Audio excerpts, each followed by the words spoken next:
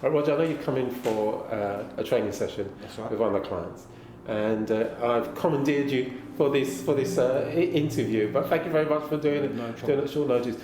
Roger, we've worked together now for how many years? Probably over 20 years. Wow. Yeah, over 20 years working on various new startup companies as well, from scratch. Yeah. How many of our clients have you worked for? I'd say probably be about 6 or 7. 6 or 7. Okay. And that was probably from 20 years ago. Yeah. And your background in recruitment, Roger? I've been in recruitment for how many years now? I'd say 27, nearly 30 years. Wow. So up to 30 years experience I've started. Yeah. My first role was working in the city, and that was working on a contractual role for a small company called Dark Resourcing. And I've developed it over the years. I worked for Capital Group, some other various outstanding organisations, Mawson Group. Yes. And I was working on permanent and contractual recruitment. Wow, very good. So, yeah, definitely. Now we worked with one of our clients. It's going back. We won't mention their name, but they were the electrical company based in Docklands. Yeah. And you took the business. You literally started from scratch. They got to 19 million. I think they got to 19 million pounds. Yes. They started off in the construction industry. Yes. But we brought on board a couple of I'd say hospitality clients. Yes. And that was being in the region of about say 19 to 20,000 pounds per month. Right. Every month. Right. From scratch. Right. They started with electrical engineering. Was that the case? And they only knew a client that wanted cable imports into the Docklands. Is that how it originally started? It was a company called JSM. Yes. That they saw on the road, and he said, well, they asked his company if they were able to provide these electrical engineers and installation guys. Yes. So he decided then to sort of take that upon himself to start the company, which he did, which is now making up to 19 million pounds. Wow. He was quite young. What was he, 21, 22 when we first started? At the time, he would have been about 23. 23. Yeah, 23. How many staff did you help recruit into the business? Because they were based in Docklands. They were based in quite Docklands. expensive. Yeah, exactly. They're based in Docklands. We had about 5 staff at the time. Right. And we were looking to expand at the time. I think we got it to about probably 7 people. Okay. And he stayed in the Docklands up until probably about 2-3 years. Right. But he's moved off and he's continued the business. He's got another office in Chelmsford. He's got another office in Chelmsford, and he's trying to expand that as well. Did he move to South Africa as well? No, he came from South Africa to the UK. Okay. He's still got his properties, and he's still out there with his family, but he comes between 2 properties at the moment. But very successful. Yeah, very good. I remember when he started and I helped him, he got his business. When he got his business up to about 10 million, he's been interviewed in a local magazine. And I said to him, and he said, I've been interviewed in a local magazine. So, fantastic, it's an opportunity. And in the magazine, it's all about him. I don't blame him, I probably would have done the same. Yeah, exactly. But okay, so you left there. And then the last company you worked for, just prior to COVID. Just before COVID. Again, no names, but no names. They were a successful company. Yeah. And the reason why he had 2 businesses, is that correct? He had a few businesses up and running. Yes. He was selling various items online. Yes. And he decided to set up a construction organisation to recruit for permanent and temporary staff. Yes. And the reason that obviously it wasn't successful was because of COVID. Yeah. Up until COVID, he was making probably about between 8 and 10k a month. Yeah. But unfortunately, due to COVID, things changed. Yeah. People, started working from home. Yes. Or not going into the offices. Yes. Opportunities wasn't available to as much people as they should be. Yeah. And unfortunately, he closed the office down. Yeah. Would you agree he should have done furlough? He should have definitely done the furlough. But he was struggling to keep 2 businesses. I think it's 2 businesses. That's one of the reasons why he wanted to keep the other one open, and he just decided to close down the recruitment side. Yes. Which was unfortunate, because I think he could have been making a lot more money. Okay, I agree. As well, definitely.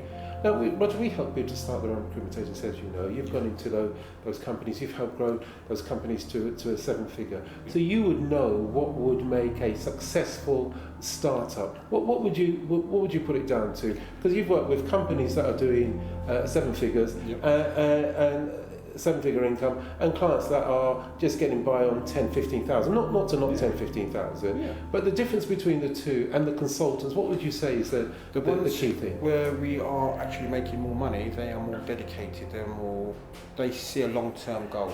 Right. The where you're making £7,000 or £10,000, they want that money instantly. Yes. And yes. they haven't got any plan. Well, they've got various options in place, but I think they're more dedicated to make more money when you show faith. Right. Show faith, Right. and a lot of organisations showed faith by giving me more opportunities to grow the business in various other ways that they didn't think of. And I just left it to myself to actually use my expertise to drive the company forward. Yes. Would you say sometimes business owners can be a bit unrealistic in terms of their targets? Unfortunately, yes. What's some of the things they would say? They'll say, can you bring £30,000 in for a month, but we'll only pay you maybe £2,000 or maybe £3,000. So you're on £2,000 or £3,000. Yeah. And they'll turn around and say, well, can you bring in 30,000 or more? Or more. And these are when these clients are bringing in 10, 15,000. Yeah. A little bit unrealistic. Would you agree? It's very unrealistic, especially in the current times at the moment. Yes. Times have changed. There's a lot more hybrid and remote working. Oh, right. That wasn't happening before COVID. But everyone's now getting into that way where they're doing a lot more hybrid work. Yes. It swings and roundabouts at the moment. So. Do hybrid staff get less pay? They don't have less pay, but not necessarily. Oh, right. Not necessarily. Oh, right. I would assume that being hybrid, you've got the best of both worlds. Right. You can come into the office and mingle with the staff and get a good understanding of projects. Yes. Or you can work from home. Obviously, cater for your home life as well. Right. Which is your best of both worlds. Very good. Do you find people are not being to be cast aspersions, but if they're working from home, are they as industrious? It really depends on the person. Yes. I've done both. I've worked from home and I've worked in an office, and when I see what I can actually earn, it drives me forward. Okay. So it depends on the person and what their background and how eager they are to make money. Right. But I was assuming that some people say they work from home now, they don't actually work from home. Right. Because in recruitment, they don't work, they don't eat. Yeah. And if they're not making any money, then they soon find out they're at home on a permanent basis. Is that the case? Okay. How has things changed post-COVID on the recruitment front? It's changed quite a lot. There's trying to contact people in an office where people are meant to be working from home, but when you do try to contact them, there's no, you can't actually contact them. So that would be clients or candidates on both sides of the fence as well. So you're trying to contact people and departments which you can't actually get hold of. That's where I think it's changed in the last 2 to 3 years. It's now coming back to how it was pre-COVID. There's a lot more people going back into the office. Right. And I think that's probably the best way. Right. A cross between, I say, a good hybrid role would be the best sort of opportunity or option. Right. I'd say. Very good. Our finance team, check on what the going rates charged by recruitment agencies. And it's about 22-25%.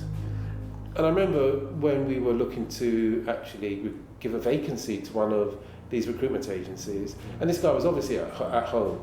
He did not want to take the vacancy at all. He just made it perfectly clear that, he said, look, I'm with my sons in the garden. So I said, oh, so you're not working, your day off? He goes, no, it's not my day off, but with my son. And I think, well, so goodness me, how can you get away with it? Exactly. So there's a lot of times where clients just weren't working. You get it with banks as well. You phone up banks and you've got the kids playing in the background. You've got local authorities as well. Yeah, okay. Because actually tried to get hold of a local authority over COVID, everyone was working from home, but it wasn't actually working from home. Right. So that's where I think a lot of the decline has gone. Unfortunately, there's not a lot of people doing business like how they used to.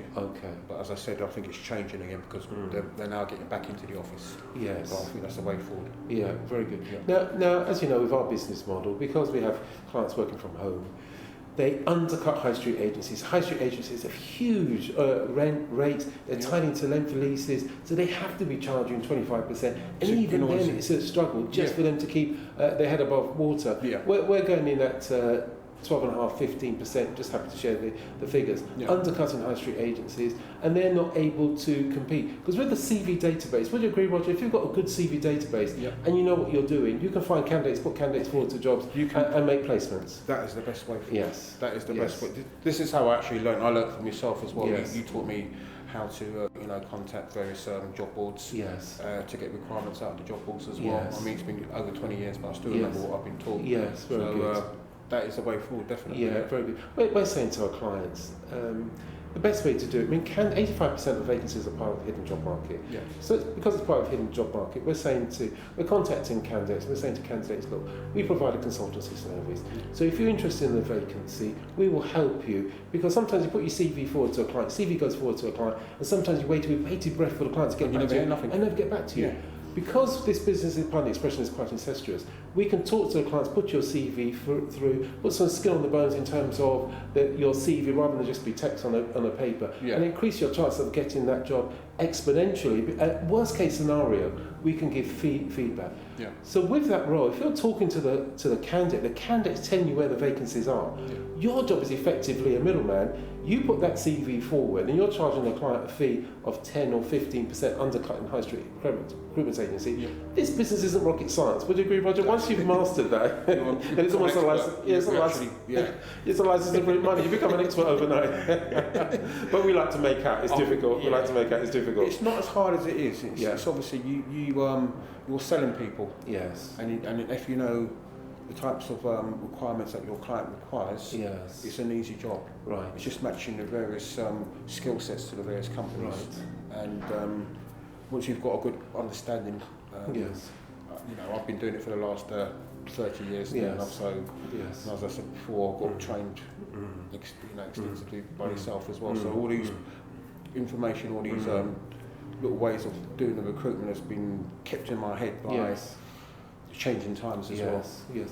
Your the skill that you've got, I've trained literally hundreds of people, thousands of people who take into consideration people I've trained in the recruitment industry.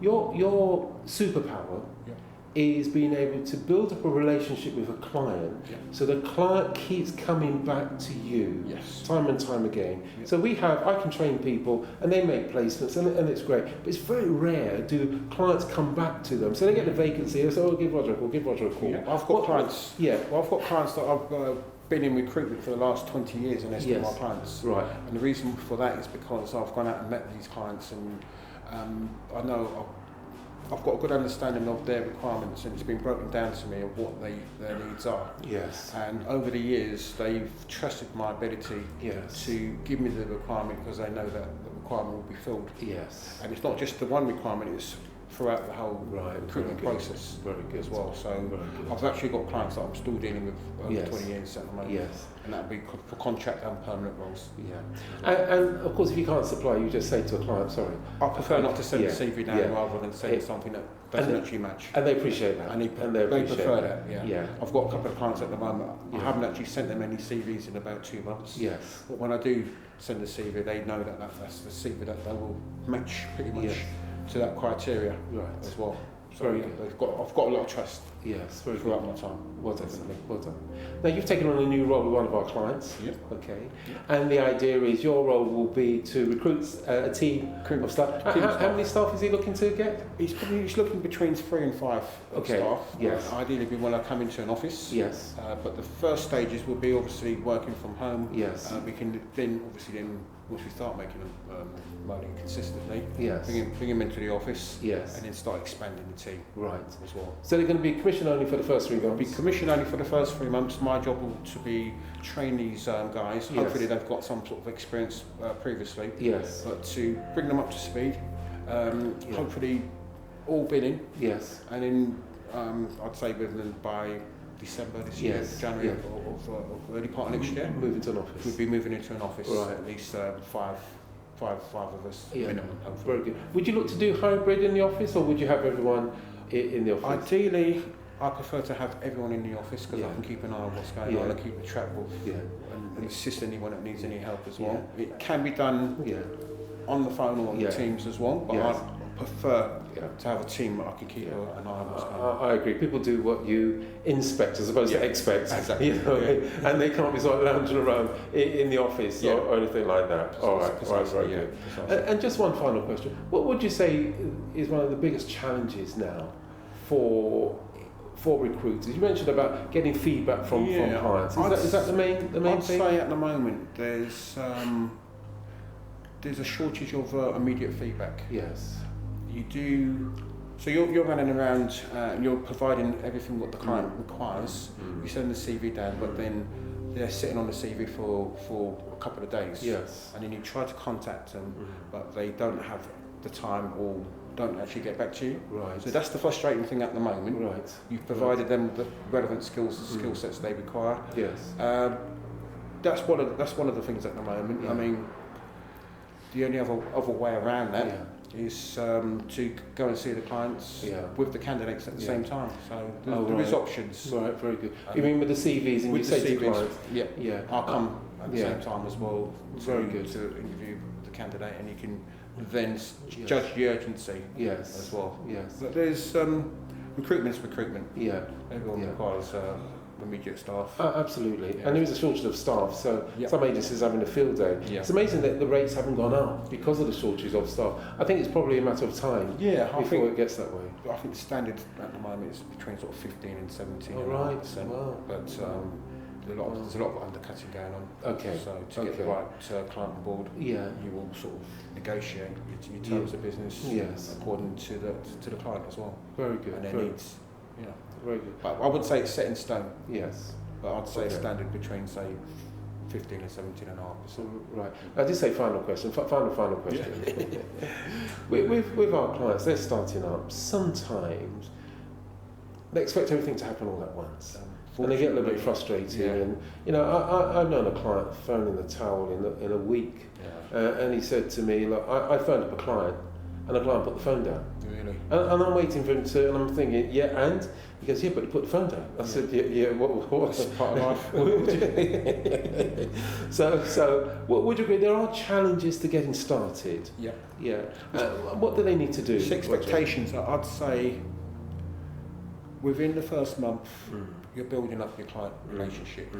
I'd say anything after 6 weeks, you should be looking at getting some placements on board.